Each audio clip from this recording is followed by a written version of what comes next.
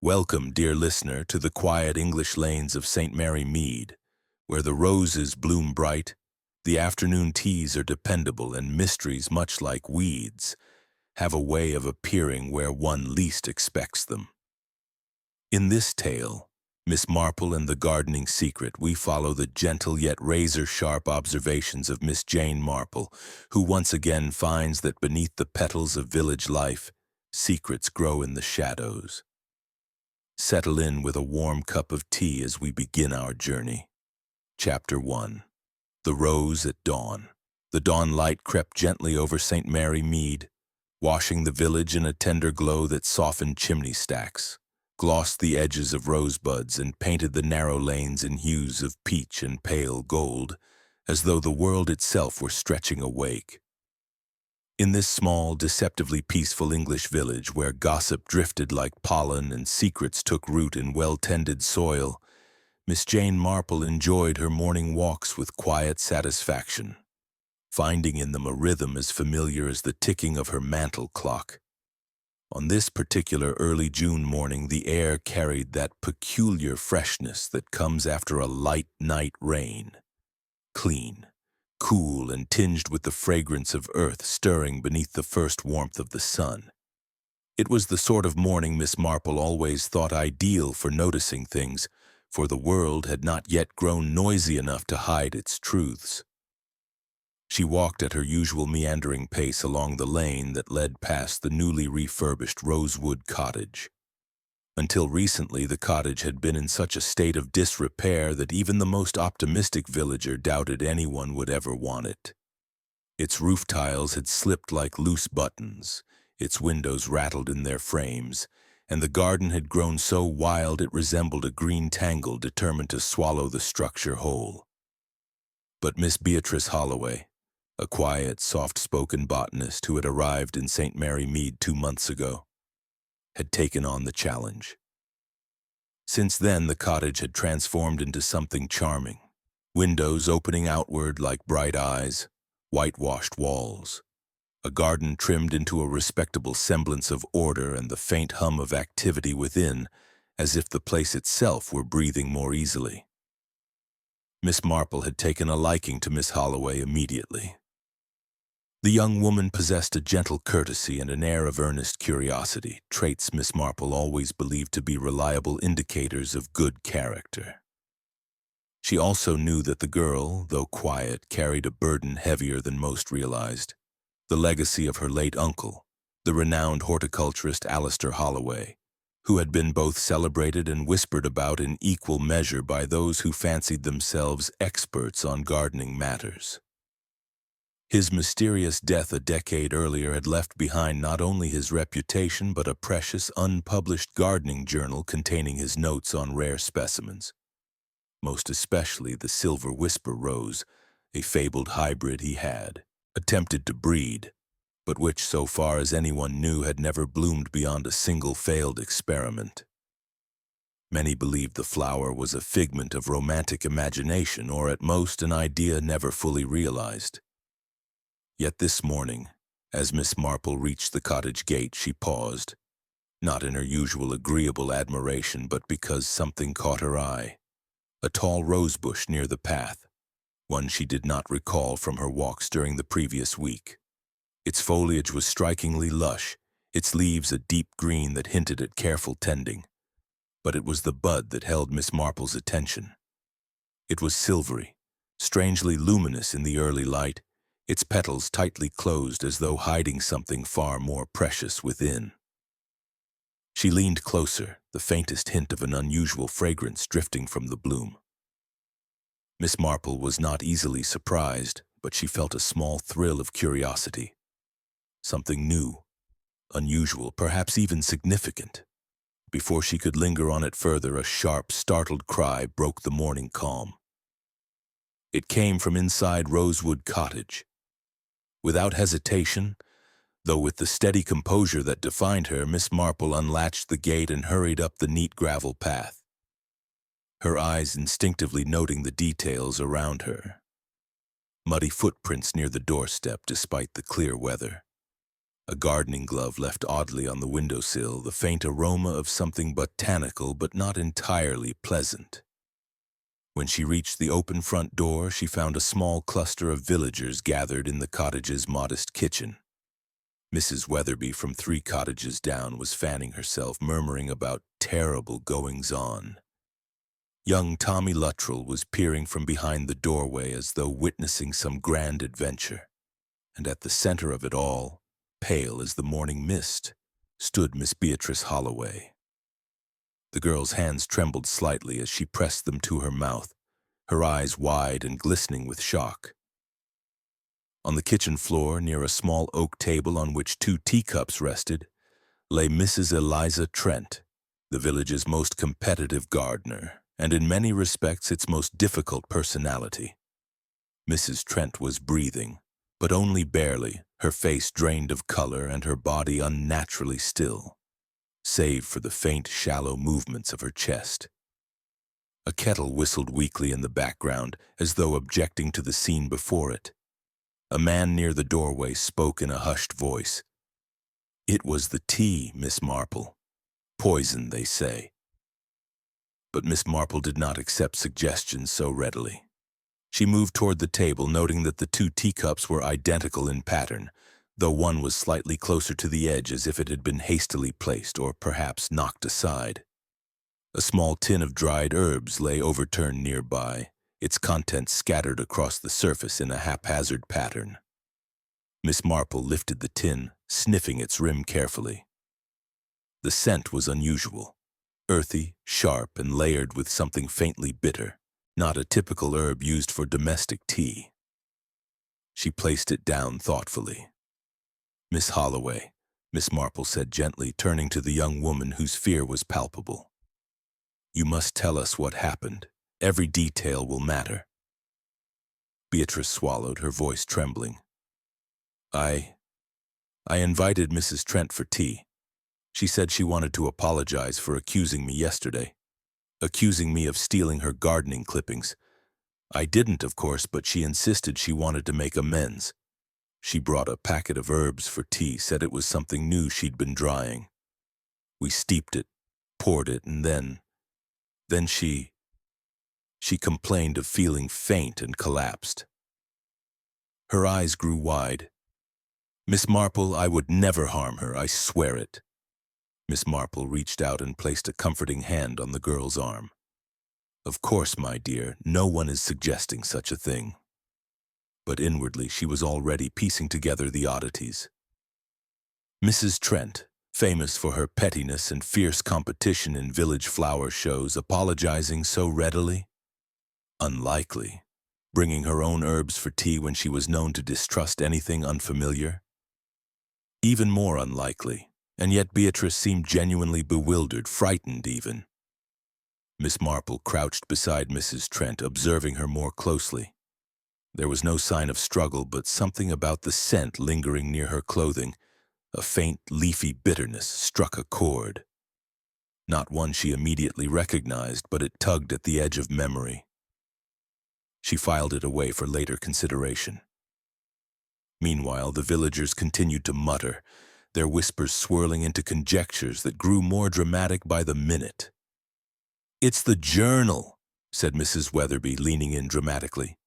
"Everyone knows that gardening journal of hers is worth a fortune to collectors. Maybe someone wanted it for themselves." "Nonsense," retorted Mr. Finch, the butcher. "Probably just one of those odd botanical experiments gone wrong. Scientists always messing with nature." Miss Marple allowed the chatter to wash over her, absorbing it without being distracted. She looked around the kitchen once more. The window above the sink was open, though the breeze was faint. The garden beyond was quiet, save for the distant call of morning birds. But something in the garden had been disturbed. Miss Marple felt it. She could nearly sense the story waiting to be uncovered in the soil outside.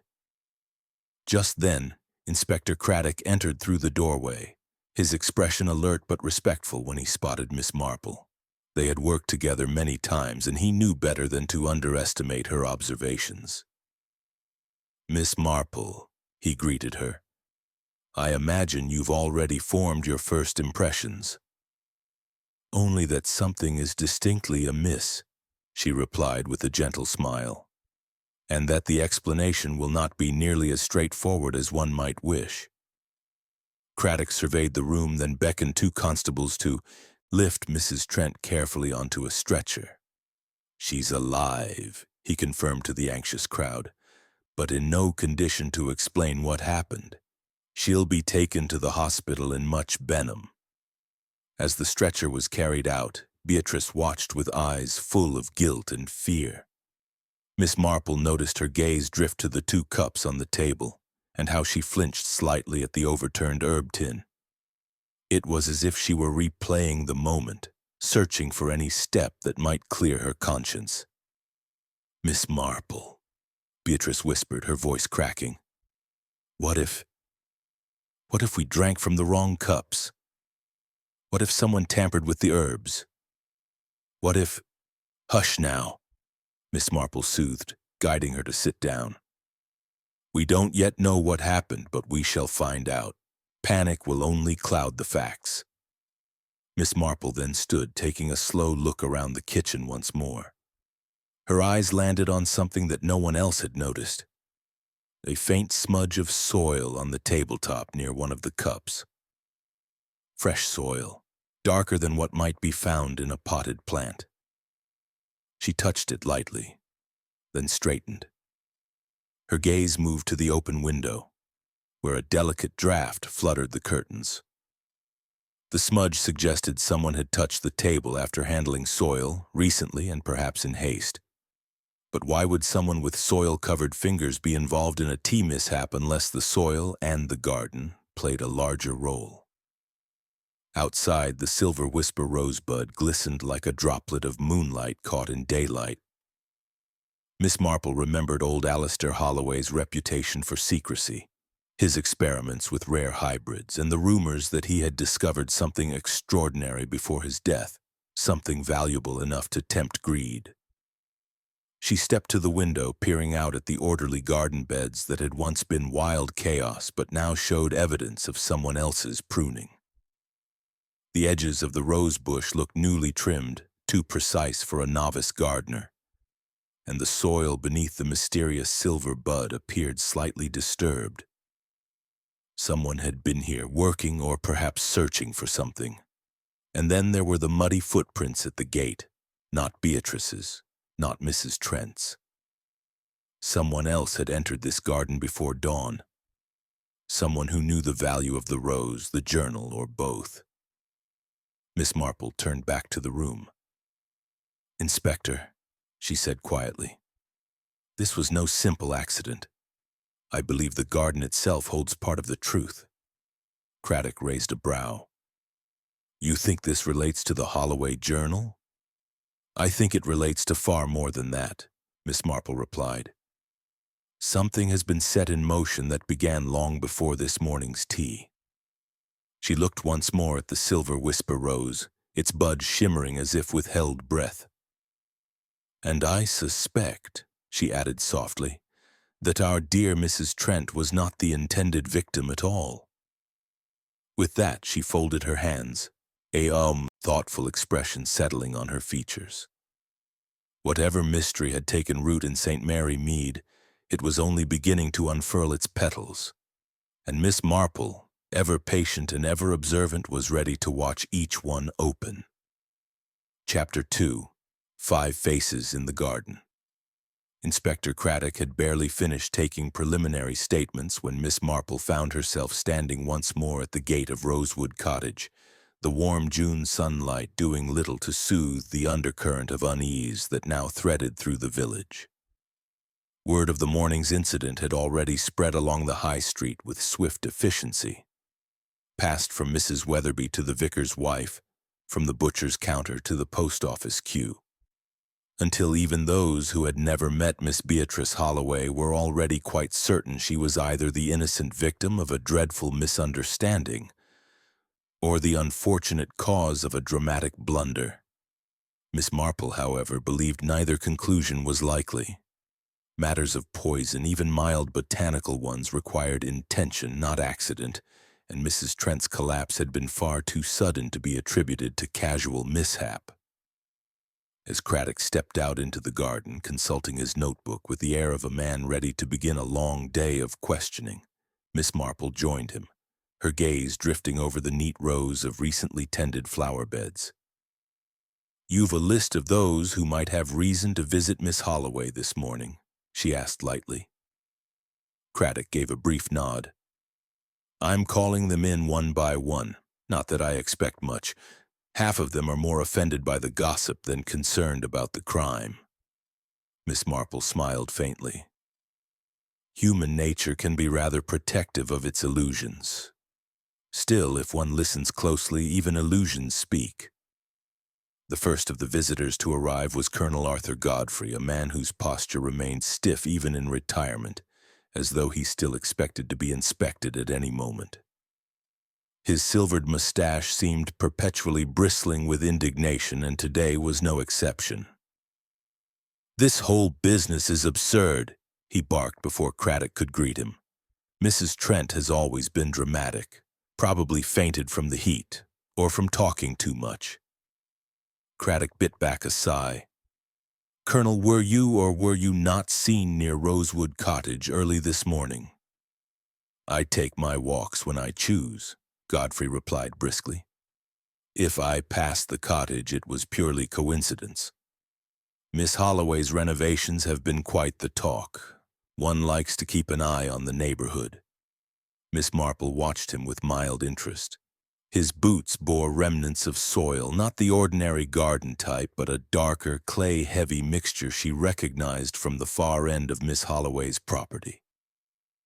She filed the observation away, but said nothing.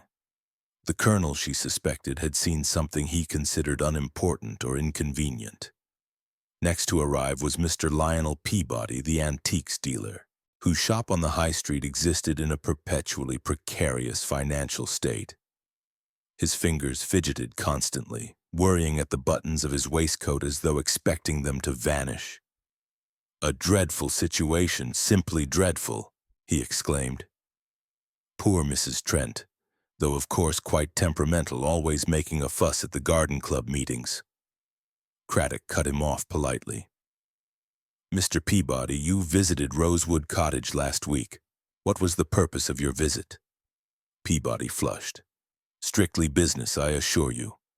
I heard Miss Holloway had inherited her uncle's effects. I visited only to inquire whether she had any items of historical interest that might be preserved for the village." Miss Marple raised a subtle eyebrow. She had seen Mr. Peabody's definition of preservation before, usually ending with an item disappearing into his private storeroom until a wealthy collector appeared.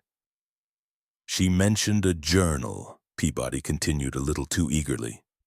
"Purely as a conversational note, I never touched it." His eyes darted toward the garden, lingering a moment too long on the rose bush with the silvery bud. "Curious flower, that one. Quite unlike anything I've seen. Rare things tend to attract attention, you know." "Yes," Miss Marple murmured. "Indeed they do." She watched him fumble his handkerchief, noticing the faint greenish smear along one edge, a residue that looked very much like crushed leaf matter. Before she could examine it further, Peabody slipped it quickly back into his pocket. The third visitor was Mrs. Eliza Trent's cousin, Violet Harper, a sharp-eyed young journalist whose ambition was as keen as her tongue.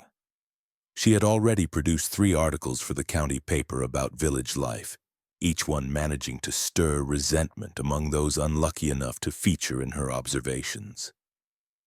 She arrived with a notebook in hand and a look of professional delight thinly disguised as concern. "Such a tragedy," she declared breathlessly. "But it must be said quite extraordinary. A near poisoning right here in St. Mary Mead. Almost poetic." Craddock sighed audibly. "Miss Harper, this is a police matter." "Oh, of course," she replied sweetly, scribbling furiously. "But you understand my responsibility to the public. They deserve to know whether dangerous botanical experiments are being performed in our midst, especially given Miss Holloway's—" Heritage. Miss Marple regarded her closely. Violet Harper's shoes bore faint trails of gravel, the sort used on Miss Holloway's garden path, and her blouse was brushed with something pale and dusty, perhaps from leaning against an unfinished wall during her recent unofficial visit to the cottage.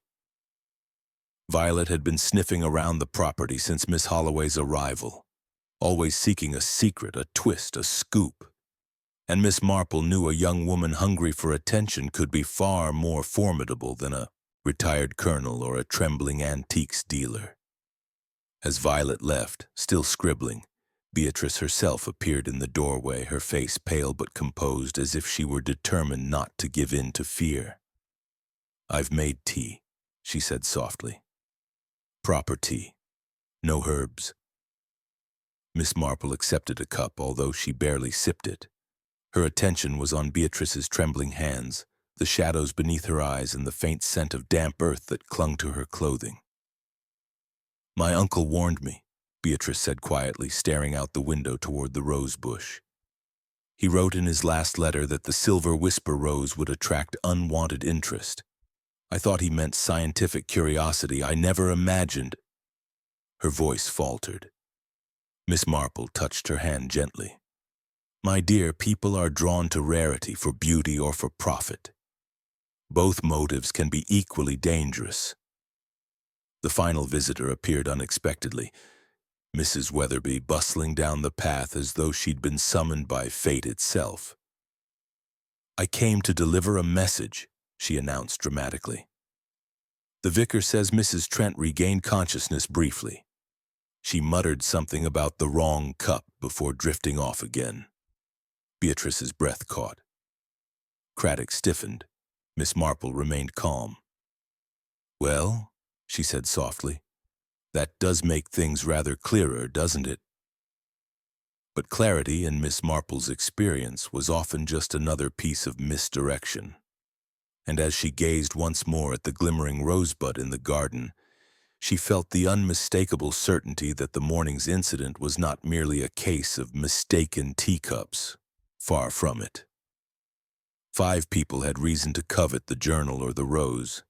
5 people had been near the cottage in recent days. 5 faces, 5 stories, 5 sets of footprints in the soil of the garden, though only one belonged to the person willing to commit a desperate act. Miss Marple lifted her chin slightly, her eyes narrowing with the subtle focus of a cat catching the first motion of a mouse. The truth was here, somewhere among them, buried perhaps, but not beyond her reach. And the garden, as she often said, would speak, if only one knew how to listen. Chapter 3. Whispers in the Walls.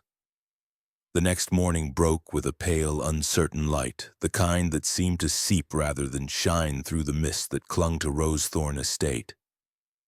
Meher stepped out of her room after barely sleeping, her mind replaying the previous night.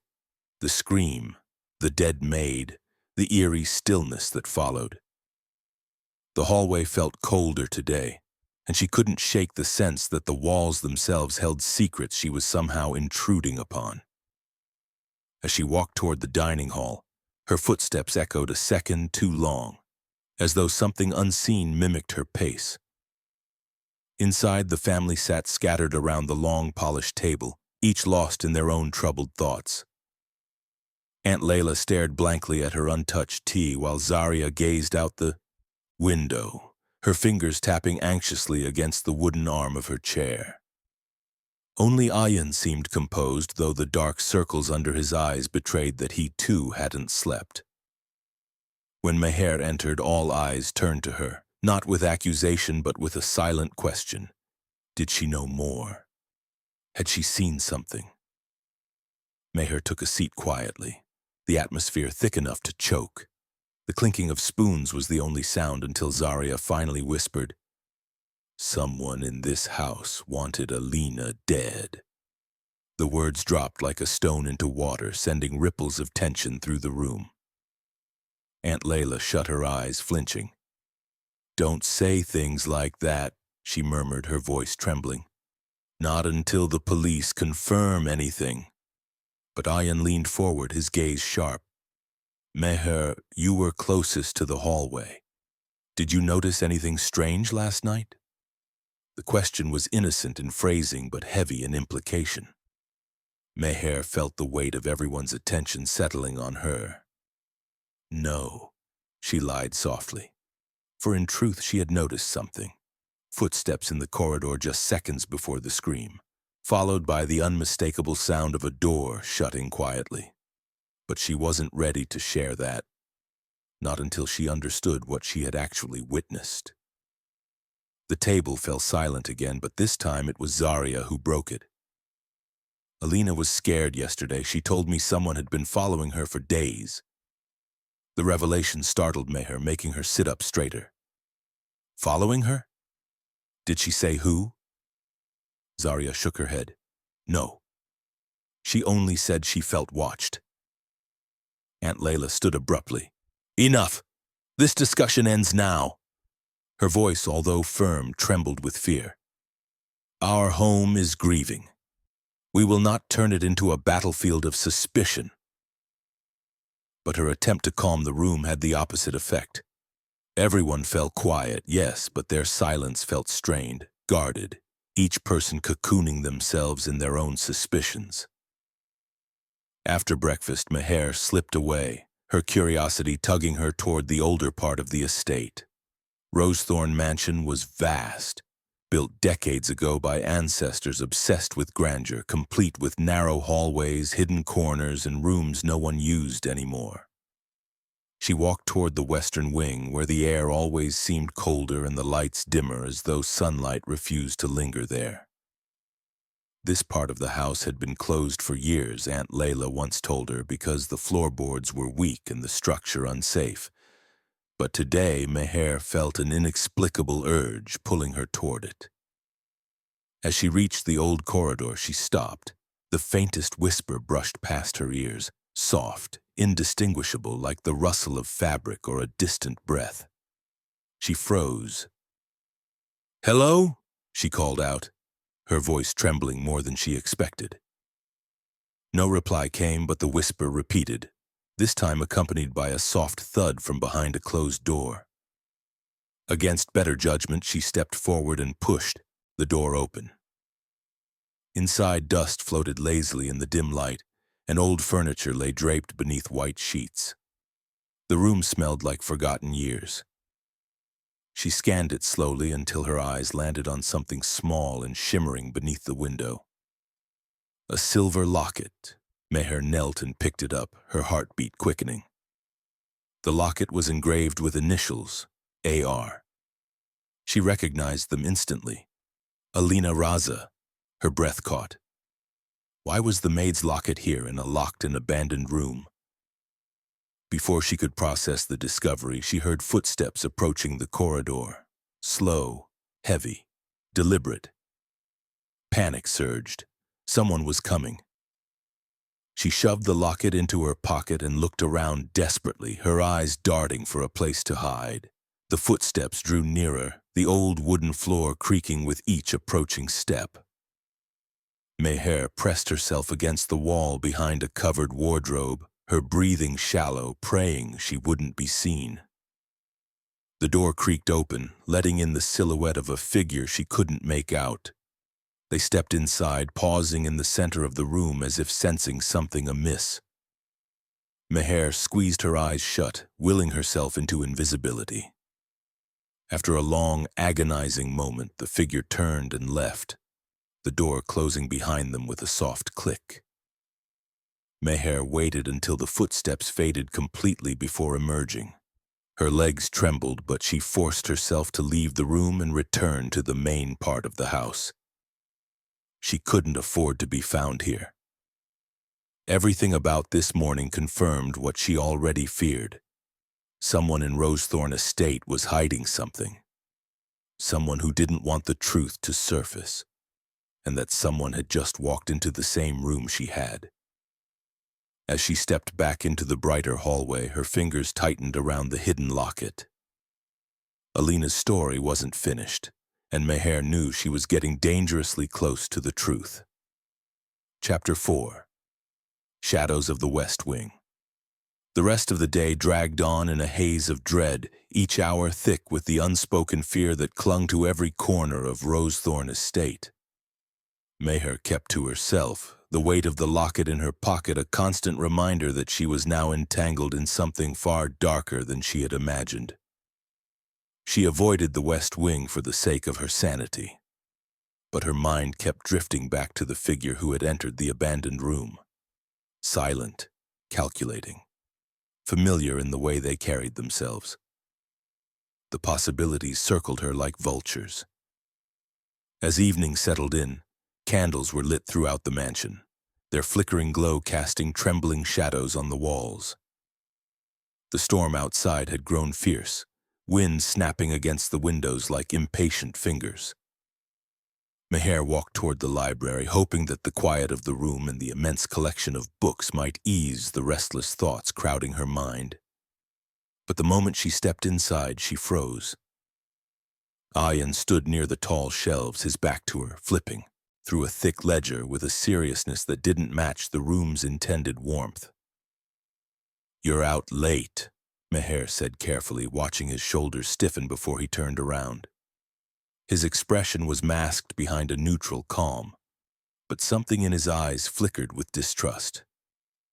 "Could say the same about you," he replied, leaning the ledger shut. "Didn't see you around much today." She forced a smile. "Just needed space." "We all do," he murmured, stepping closer. "Especially after what happened." His gaze lingered on her face a moment too long, as if searching for cracks in her composure. Meher held steady. She couldn't let him sense the fear twisting inside her. "Did the police say anything new?" she asked. Ayan exhaled slowly. "No. They just said they'll return tomorrow for more questioning. They think Alina's death wasn't an accident." The confirmation sent a chill down Meher's spine. She had known it, but hearing it aloud made the reality feel heavier. "Meher," Ayan suddenly said, lowering his voice, "if you know anything, even the smallest detail, you should tell someone. Keeping secrets right now could be dangerous." She swallowed hard, her fingers instinctively brushing the locket hidden in her pocket. "I don't know anything," she lied again. Ayan studied her for another moment before nodding slowly. "All right," he said, though the doubt in his eyes was unmistakable. "But remember, this house has a way of twisting truths. Whatever you think you saw, whatever you think you know, be careful." He left the library without another word, the door clicking shut behind him. Meher let out the breath she didn't realize she had been holding and sank into one of the velvet chairs.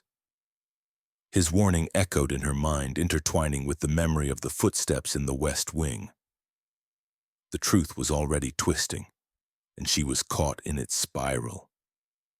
Later that night, sleep once again refused to touch her. Restlessness gnawed at her, pushing her out of bed and into the dimly lit hallway. The storm had subsided, leaving only a soft drizzle tapping against the windows. The house felt quieter than usual, too quiet, as if it were holding its breath. Compelled by something she couldn't explain, Meher found herself walking back toward the West Wing. The locket had an almost magnetic pull, as though it wanted her to uncover the secrets it held. She slipped inside the abandoned corridor, her steps careful, her breath shallow. Every shadow felt alive. When she reached the room where she had found the locket, she hesitated, then pushed the door open. Moonlight filtered through the cracked window, illuminating the dust in soft silver swirls. The room looked undisturbed, no footprints, no moved furniture, yet Meher felt eyes watching her. She shut the door behind her and pulled out the locket. Her hands trembled as she opened it, expecting perhaps a photo, a note, something, but the locket was empty. Completely, impossibly empty. Why would she wear an empty locket? Meher whispered to herself. The question hung unanswered in the air.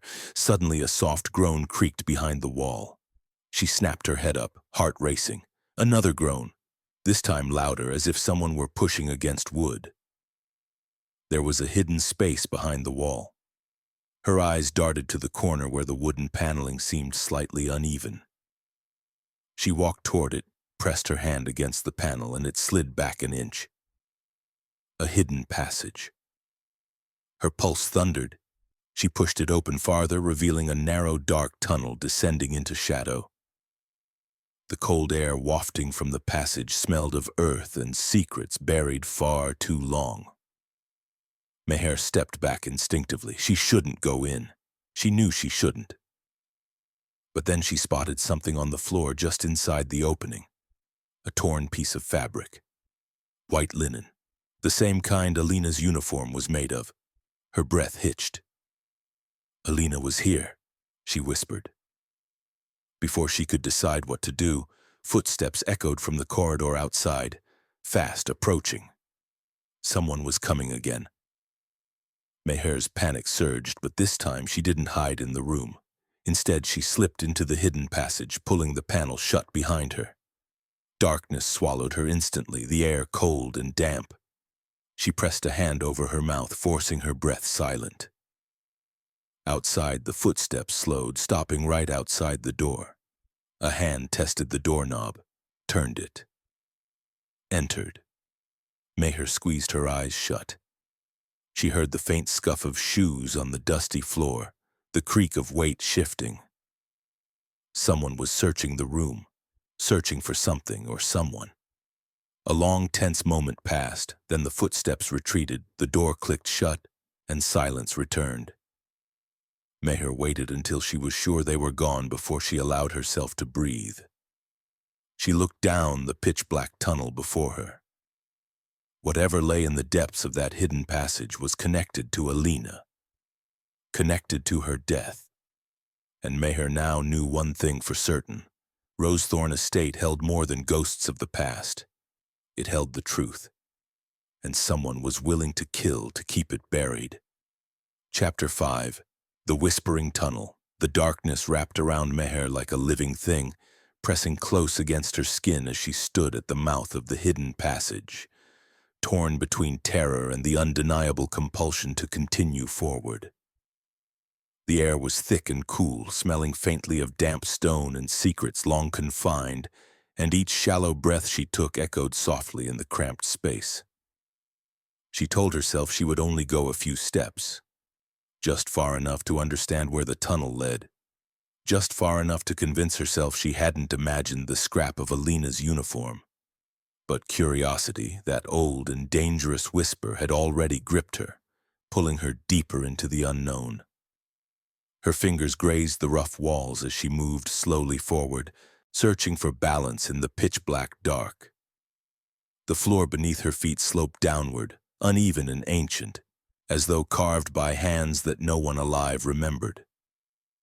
Every few steps she paused and listened, straining for any sound from the room she had left behind. Nothing. Only distant drips of water echoing someplace deeper within the tunnel. After what felt like several minutes, her eyes began adjusting to the murky dark. She spotted faint glimmers of light ahead, thin slits filtering through cracks in the wall, as though the tunnel skirted the perimeter of the estate. She reached the first crack and peered through it. Her breath caught. She was looking into the estate's old conservatory. At this hour it was silent and empty, the moonlight turning the glass walls silver and casting long shadows across the floor. But someone had been there recently. A lantern still glowed on a wooden bench, its light dim but unmistakably fresh. That meant whoever had entered the West Wing earlier could still be nearby, moving through the house as silently as she was now. A shiver crawled up her spine. She continued down the tunnel, her pace faster now, almost frantic, as if she feared the dark might swallow her if she lingered too long. The passage curved abruptly, and she stumbled, catching herself on the wall. As she steadied her breath, she noticed something ahead. A faint glow, golden and warm like sunlight trapped underground. Her heartbeat stuttered. She crept forward until she reached the source of the glow. It came from a lantern hanging on a hook outside a wooden door. An old door, warped with age but still sturdy. She touched it cautiously. The wood was cold, the metal latch worn. And then she noticed something chilling. Scratches near the base of the door. Long, thin marks made by fingernails. Her breath hitched painfully in her chest. Someone had tried to claw their way out. Swallowing hard, Meher leaned closer and listened. At first she heard nothing, just the hum of her own pulse roaring in her ears. But as she focused, she picked up a faint sound, so faint she wasn't sure she wasn't imagining it. A whisper. No. More like a breath. A soft exhale that didn't belong to her. "Hello?" she whispered, her voice trembling. Silence. Then another whisper barely audible. A soft, broken sound. Someone was inside. Meher's shaking fingers brushed the latch, but before she could lift it, footsteps echoed from the far end of the tunnel. Slow, heavy, approaching. Her blood turned to ice. She extinguished the lantern on the wall with a quick twist, plunging the tunnel into complete darkness once more. The footsteps grew louder, their rhythm steady and deliberate. Whoever was down here knew the passage well. Meher pressed her back to the wall, trying to quiet her breath. The footsteps stopped a few feet away. Silence thickened, suffocating. Then the sound of fabric shifting. Someone turning, searching. She couldn't tell. Her pulse hammered so loudly she was sure it must give her away. After a long, agonizing moment, the footsteps resumed, slower this time, as if the person was listening for movement. They moved past her, deeper into the tunnel. Meher didn't dare move until the sound faded completely. She remained pressed against the wall for several more seconds before finally exhaling a shaky breath. Whoever had been in the tunnel wasn't Alina, and whoever they were using the secret passages freely, purposefully. She turned back to the door, her hand resting on the latch once more. "If someone is in there," she whispered, barely audible, "I'll come back. I promise." Her instincts screamed at her that she needed to leave before the stranger returned. With one last glance at the scratched door, she retraced her steps through the dark, her palms slick with fear. The climb back toward the west wing felt endless, every step a battle against her racing heart. When she finally reached the hidden panel, she pushed it open carefully and slipped out into the room. The air outside the tunnel felt wonderfully warm and fresh compared to the cold dread below. But she wasn't safe yet. The house was still silent, too silent. She crossed the room quickly and left without looking back, closing the door behind her. Only when she reached the safety of her own bedroom did she allow herself to collapse onto her bed, trembling violently. She stared at the ceiling, her mind thundering with questions she didn't know how to answer. What was behind that door? Who had been inside the tunnel with her? Why was there a fresh lantern in the conservatory?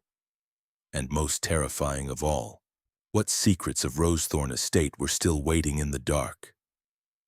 She reached into her pocket and clutched the empty locket. For the first time since Alina's death, the truth felt closer. But so did danger, and Meher had the dreadful feeling that she had just stepped into the center of a web far larger than she imagined, one woven long before she ever set foot inside the estate, and one that was tightening around her with every passing second. Chapter 6. Secrets in the Garden Air. The following morning greeted St. Mary Mead with an uncharacteristic heaviness, as though the very air bore witness to the unease threading its way through Rosethorn Estate. Miss Marple, always an early riser, sat by her bedroom window with her knitting on her lap, though she had scarcely completed a row in the last 20 minutes. Her thoughts kept circling back to the curious events of the previous day. The missing gardener, the sabotaged rose beds, the curious soil pattern she had spotted near the potting shed. And, most troubling of all, the faint scent of pipe tobacco lingering where no one in the household smoked. These were the sorts of details most people overlooked, but Miss Marple's sharp eyes missed nothing. The garden in all its quiet beauty was practically humming with secrets. After a contemplative moment, she set her knitting aside, donned her hat, and decided that the morning demanded a closer look. The estate grounds were cool and damp with dew, the roses glistening as if kissed by 1,000 tiny stars. The fragrance was gentle and comforting, yet beneath it Miss Marple sensed something amiss. Disturbed earth, a subtle wrongness in the carefully manicured beds, and the knowledge that someone had been out long after respectable hours. As she made her way along the winding garden path, she noticed the footprints again, light, hurried, and leading toward the glass greenhouse at the far end of the property. She had seen them yesterday, half faded, but now they were clearer, fresher. Someone had returned during the night. Inside the greenhouse, shafts of sunlight filtered through the panes, casting warm golden light across the rows of potted herbs and flowers. Everything appeared as it should. Almost. Miss Marple paused, tilting her head. One of the long planters had been recently disturbed. The soil was inconsistently smooth, darker in patches, as though someone had tried to conceal their work rather hastily. She bent down, brushing her fingers lightly across the surface. Still cool, still fresh. "Oh dear," she murmured softly. Someone was in a dreadful hurry. She reached for the small trowel lying nearby when she suddenly became aware of a presence behind her, not threatening, simply watchful. She turned to find young Lily, the maid, hovering near the doorway, wringing her hands nervously. I didn't mean to frighten you, Miss Marple," Lily stammered. "Mrs. Havisham sent me to find you." "Breakfast is nearly ready." Miss Marple smiled kindly. "You didn't frighten me at all, dear, though you seem rather pale. Are you feeling quite all right?" Lily's eyes darted to the disturbed planter. Her throat bobbed as she swallowed. "I'm fine, ma'am, just tired, that's all." But Miss Marple saw the truth. Fear trembled just beneath the surface. Lily quickly dropped her gaze and turned back toward the house. "Please don't be late, miss. Mrs. Havisham gets awfully cross." Miss Marple watched her go, her brows knitting thoughtfully. The girl knew something, and she was terrified. After one last lingering look at the planter, Miss Marple brushed soil from her gloves and made her way toward the house. The breakfast room buzzed with subdued tension. Mrs. Havisham sat at the head of the table, stiff-backed as ever, while Basil, her brooding nephew, barely touched his food. Dr. Aldridge leafed absently through the morning paper, though his attention was clearly elsewhere, and Evelyn Hartwell, charming, chatty Evelyn, twirled her teacup perhaps a bit too energetically for breakfast hour. "There you are, Miss Marple," Mrs. Havisham said, her tone clipped but polite. "We were beginning to wonder if you'd got lost." "Not at all," Miss Marple said cheerfully as she took her seat. "The garden is particularly lovely this morning." Basil let out a humorless chuckle. "Lovely if you ignore all the mess. Honestly, I don't understand why people keep trampling about at night. Everything's been turned upside down." "Quite," Miss Marple replied mildly, though her eyes flicked to him with interest. He was defensive, much too defensive for a man with nothing to hide. As the conversation dissolved into uneasy chatter, Miss Marple's attention wandered again to the window. From where she sat, she could see the faint outline of the greenhouse. She tapped a thoughtful finger against her teacup. Buried secrets never stayed hidden for long, not in a place like St. Mary Mead. After breakfast, she slipped outside once more. The greenhouse beckoned like an unfinished sentence, but when she reached the doorway, she found she wasn't alone this time. Dr. Aldridge stood inside, examining the very planter she had been studying earlier. He jumped slightly when he noticed her. "Miss Marple, I didn't hear you come in." "My apologies," she said gently. I didn't mean to startle you."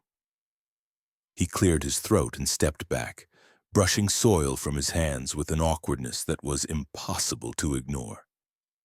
"I merely thought I'd check on the basil plants. They looked rather wilted yesterday."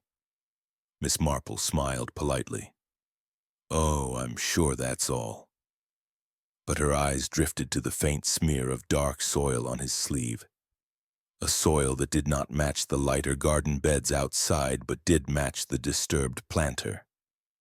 "Tell me, doctor," she said casually, "were you in the greenhouse yesterday evening?" His pause was just a second too long. "No, no, I wasn't." Miss Marple's gentle expression never wavered. "How curious," she murmured. She left him there, retreating back into the sunshine, her thoughts already racing ahead. 3 people had reasons to be in the garden, 3 people with lies tucked behind tight smiles. But the truth, like a stubborn weed, always pushed its way to the surface, and Miss Marple was very good at spotting weeds. Chapter 8.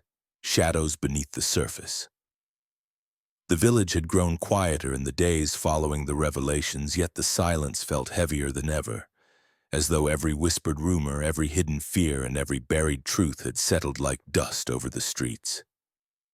Alina walked along the narrow path leading toward the old mill, her footsteps echoing faintly against the wooden planks of the bridge that crossed the shallow stream. The sun hung high, yet its warmth struggled to penetrate the cold that had taken root within her. She replayed every moment from the past week, every conversation, every suspicious glance, trying to stitch them together into something coherent. But instead of clarity, the threads only tangled further. She couldn't ignore the strange feeling that someone was watching her. The hairs on the back of her neck prickled. But when she glanced, behind her the path remained empty. She pressed on, determined, though the unease shadowed each step. The mill loomed ahead, ancient and still, its faded red paint peeling away like old secrets refusing to stay hidden. Alina pushed the door open, wincing as the hinges groaned in protest. The sharp scent of damp wood and grain filled the air, dust particles swirling in the sunlight that slipped through the cracks in the walls. She moved cautiously, scanning the space for anything useful. Documents, footprints, signs of disturbance. Anything that could explain why the mill had become a place of interest lately. Her attention caught on a faint scuff mark near a stack of unused sacks. It was subtle, almost invisible unless one knew to look for it, but it was fresh. Someone had been here recently. Just as she crouched to examine it, a sudden thud echoed from the upper floor. Alina froze, pulse quickening. She waited, listening, but the silence that followed felt even more alarming. She rose slowly, dust brushing from her fingers, and stepped toward the staircase. Each wooden step creaked under her weight, her hand gripping the rail for balance as she ascended. At the top, the air felt denser, warmer, as though someone had been there only seconds before. She scanned the room with narrowed eyes. Sunlight filtered through gaps in the roof, illuminating scattered tools, old machinery, and a trail of footprints leading toward the far corner. Alina followed them silently, but when she reached the final step, her breath caught in her throat. There was a torn piece of fabric hooked on a rusty nail. She recognized the fabric instantly. It belonged to Rahim's jacket. A chill ran through her. Had Rahim been here? And if so, why had he left in such a hurry? She reached out to touch the fabric, but the moment her fingers brushed it, another sound ruptured the stillness. This time, the unmistakable snap of a twig from outside the window. Alina darted toward the opening, peering out just in time to see a shadow retreat behind the trees. Someone was watching her after all. Her heart hammered as she hurried downstairs and stepped outside, her gaze sweeping the surroundings. The light breeze rustled the leaves, masking any further sound. She moved toward the tree line, but the trail vanished as quickly as it had appeared, swallowed by the forest. Frustration crept into her veins. Every clue she found led her deeper into uncertainty rather than closer to the truth. She forced herself to take a steadying breath. Returning to the village, she noticed the subtle shift in atmosphere. People stood near doorways, whispering, casting fearful glances toward the road. Something had happened. As she approached the center square, she found a small crowd gathered around the constable, who held a slip of paper in his trembling hands. His voice cracked as he spoke. Another message had been found. This one was shorter, more direct, and far more ominous. It read, "The truth lies with the one you trust." Murmurs spread through the villagers like wildfire. Eyes turned suspicious, and worry etched itself into every face. Alina clenched her fists at her sides. Someone was manipulating them, turning trust into a weapon. She refused to let fear dismantle the fragile unity that remained. Stepping forward, she addressed the crowd with as much calm as she could muster. She urged them to stay together, to stay alert but not paranoid, reminding them that panic only served the one hiding in the shadows. Her words steadied some, but she could feel others slipping into doubt. It was clear the threat was growing bolder. That night, the village lights glowed dimly against the darkness, and Alina sat by her window, watching the empty road outside. She replayed the message again and again in her mind. Who did she trust? And more importantly, who might be using that trust against her? As the moon rose high and cast long, eerie shadows across her room, Alina felt the first true flicker of fear. Not for herself, but for the fragile thread holding the village together. The enemy was close, closer than any of them realized, hiding behind familiar faces, waiting for the perfect moment to strike. And Alina knew she had little time left to uncover the truth before everything unraveled completely. Chapter 9. The Garden's Hidden Truth. The afternoon sun cast long, dappled shadows across the manicured lawns of Rosethorn Estate. But the beauty of the day was lost on Miss Marple as she made her way toward the heart of the garden, her mind whirling with the fragments of mystery she had pieced together over the past week. Each clue, each overheard word, each carefully noted expression among the household staff and villagers had formed a tangled web, and now she was certain that the solution lay not in the house itself, but among the flowers and pathways where secrets had been buried as surely as the roots of the roses. The silver whisper rose, still in bloom, glimmered in the sunlight, its silvery petals holding an almost otherworldly glow, and it seemed to Miss Marple that the plant itself was almost daring her to uncover the truth it had witnessed. She moved along the familiar path, noting again the disturbed soil near the greenhouse, the faint impressions that matched the boots of those she had observed carefully. Everything led back to that small, seemingly insignificant corner, yet Miss Marple knew that it was precisely these overlooked details that contained the key. She knelt by the planter and ran her fingers along the soil, careful to disturb nothing unnecessarily. And there she found it, the hidden tin box, now slightly shifted, as though someone had returned to inspect it since she last saw it. Opening it, she retrieved the photograph and diary fragment once more, studying them with an intensity that only a mind accustomed to piecing together human behavior and subtle clues could sustain. The photograph of Elysia, the diary, warning of tunnels and locket secrets, the faint smell of pipe tobacco lingering in corners where no pipe had ever been. These were not isolated mysteries, but pieces of a single puzzle. Miss Marple rose slowly, her eyes scanning the garden for the one figure who had seemed overly curious about the West Wing, the one whose movements had always been just slightly too precise, too measured. There, near the far hedge, Colonel Godfrey stood pretending to inspect a bed of begonias, though his gaze continually returned to the greenhouse as if weighing whether to approach. Miss Marple's heart did not race, for she was not startled, only aware.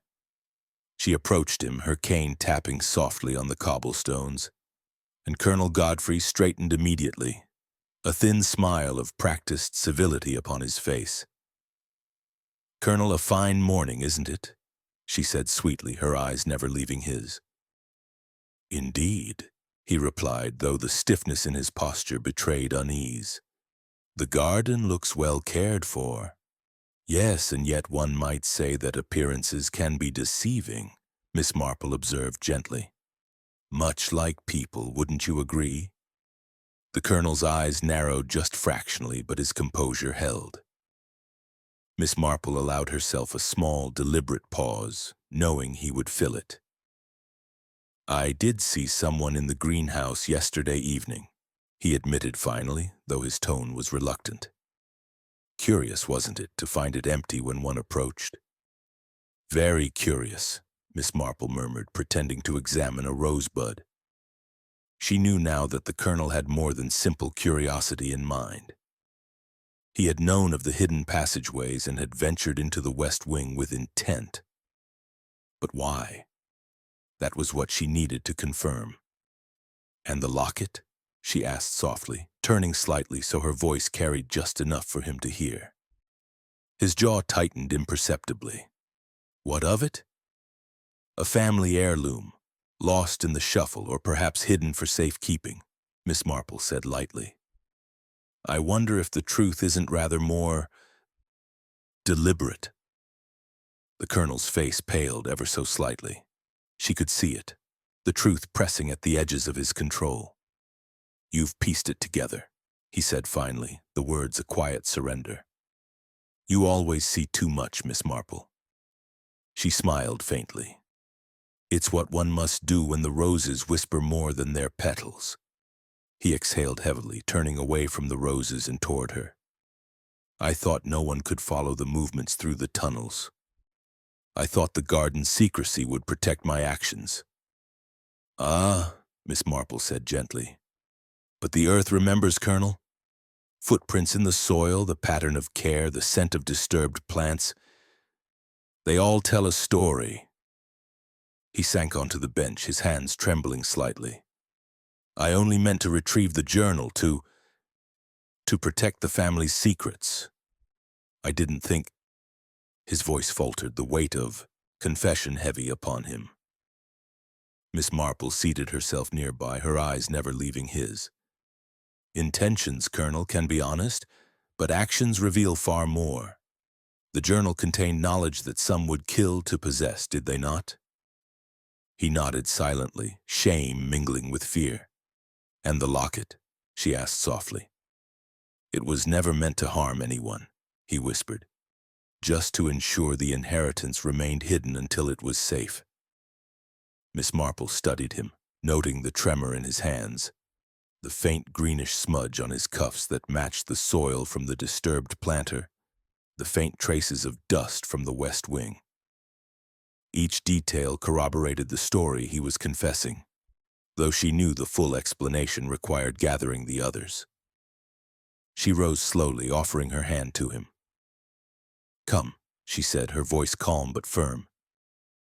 "It is time for the household to learn the truth, and there are some who must be reassured that no further harm will come to them." Together they walked back through the garden, Miss Marple's mind already arranging the words and explanations that would ease the household's fear while ensuring the guilty party accepted responsibility. As they reached the house, she knew the confrontation would be difficult but necessary. The tunnels, the hidden box, the locket, the disturbed soil. They were all threads of the same tapestry. And now, carefully, with her gentle reasoning and keen observation, she would unravel it before the eyes of everyone involved, revealing not only the perpetrator but the motives, the intentions, and the secrets long buried beneath the garden's tranquil beauty. The stage was set. All that remained was the telling, and Miss Marple, ever patient, prepared herself to guide them through the hidden truths of Rosethorn Estate, ensuring that order, understanding, and comfort returned to a place that had been shadowed too long by uncertainty and fear. Chapter 10. Tea and the Truth Revealed. The morning sun spilled gently across the village of St. Mary Mead, casting a warm glow over the familiar rooftops and winding lanes, yet within Rosethorn Estate the atmosphere was dense with anticipation. Miss Marple had arranged for the household to gather in the drawing room, the scent of freshly brewed tea mingling with the soft fragrance of roses brought in from the garden. The polished mahogany table gleamed, set with delicate china cups and plates of biscuits. But the true purpose of this gathering lay not in refreshments. It was a moment for revelation, explanation, and the gentle untangling of threads that had long woven mystery and fear into the fabric of the estate. The household assembled carefully, Aunt Layla with her composed yet anxious demeanor, Ayan standing with the quiet vigilance of one who had learned too much, Zarya fidgeting lightly with the edge of her sleeve, and Syra trying to maintain a semblance of calm, though the tension in her eyes betrayed her. Even the servants had been allowed to sit near the edges of the room, their curiosity and concern palpable. Miss Marple herself sat near the head of the table, her knitting neatly folded beside her, her sharp eyes bright with quiet satisfaction. She had spent the previous hours reviewing each observation, each subtle clue, the disturbed soil in the greenhouse, the hidden tunnels, the mysterious locket, and the photograph and diary of Elysia that had led to the ultimate understanding of motives and opportunity. Her mind traced each step carefully, ensuring that the story she was about to tell would be clear, complete, and comprehensible to all present. "I think," she began softly, her voice carrying warmth and calm authority, "that the time has come for all of us to understand the events that have cast a shadow over our home." Every head turned toward her, eyes wide with a mixture of anticipation and apprehension. "Last week," she continued, "we were all shaken by the unfortunate death of Alina. It was sudden, mysterious, and it left each of us with questions. Questions about the house, its rooms, and the people who inhabit it. Today, I hope to provide answers." She paused, allowing her words to settle. Ayan leaned slightly forward, his fingers tightening around his cup, while Aunt Layla's knuckles rested lightly on the table, white with tension. "The truth," Miss Marple explained, "is rarely as simple as it appears. Often the details we overlook, footprints, subtle disturbances, small inconsistencies, hold the key." She glanced toward the window where the morning sunlight played across the rose garden, and then back at the assembled group. "It is here, in our own home, and even among our own acquaintances, that we find both secrets and solutions. Each of us saw, heard, or assumed something different, and it is the combination of these pieces that reveals the full picture." She gestured toward the small tin box and the photograph of Elysia and Alina, carefully placed on the table. "This," she said, "and was found hidden in the greenhouse. Inside we discovered evidence that Alina's concerns were well-founded. The tunnels, the locket, and the notes of someone long before her, Elysia, who warned of the dangers that knowledge can bring." Eyes followed her gestures, the realization dawning slowly on each face. "And it was through careful observation," Miss Marple continued, "that it became clear who had been moving through the estate with intention and knowledge of these secret passages." She paused, allowing the weight of her words to settle. "Colonel Godfrey, your actions have been revealed by footprints, soil traces, and your own admission of familiarity with the tunnels and the locket. Your intent, while perhaps not malicious in your mind, created a situation that endangered Alina." The colonel shifted uncomfortably, his gaze lowering. "I only meant to protect the family's secrets," he murmured, voice strained. "I did not intend harm." Miss Marple nodded gently. "Intentions do not always absolve consequences, Colonel, but acknowledging the truth is the first step toward resolution. Alina's death, though tragic, was influenced by the confusion and secrecy surrounding these hidden passages, and your actions inadvertently contributed to her vulnerability. She turned her attention to the others. And now, having uncovered the layers of secrecy, Alina's concerns, the hidden diary, the movements through the garden and tunnels, we can understand the sequence of events and the people involved. Every individual here played a part in observing, questioning, or concealing, and each piece has contributed to the clarity we now possess. Ayan exhaled slowly, a mixture of relief and residual tension leaving his shoulders. So all of this, the tunnels, the locket, the disturbances, it's been understood at last? Miss Marple's eyes twinkled with gentle affirmation. Yes, my dear, the mystery, while intricate, has been untangled, and through careful attention to detail, the truth has been brought to light. She smiled warmly at the assembled group. It is a reminder that observation, patience, and calm reflection reveal far more than haste or fear. Even the quietest, smallest details may carry the greatest significance. Aunt Layla's hands relaxed, her expression softening. Sarah and Zaria exchanged glances, the tension that had clung to them for days easing at last. The colonel sat quietly, the weight of accountability settling over him but tempered by Miss Marple's gentle approach. And now, she said, we may continue with our lives, assured that the shadows have been illuminated and that the estate is once again safe from hidden dangers. We must, of course, remain vigilant, but fear no longer need rule our thoughts. She poured herself a cup of tea and offered a delicate smile. Let us drink then to clarity, to understanding, and to the resilience of those who care for one another, even amid uncertainty. The room brightened, not only with the sunlight streaming through the windows, but with the renewed sense of calm that settled over the household. Tea was sipped, biscuits were shared, and conversation slowly resumed, now lightened by the knowledge that the danger had passed and the truth was known. Miss Marple looked around the room, satisfaction curling gently in her chest.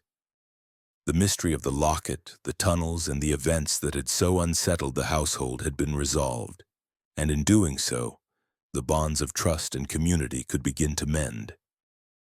Sometimes, she thought, the smallest, quietest observations reveal the most profound truths. And with that comforting thought, she allowed herself a moment to enjoy the warmth of the tea, the fragrance of roses drifting through the open windows, and the gentle laughter of a household no longer held hostage by secrets.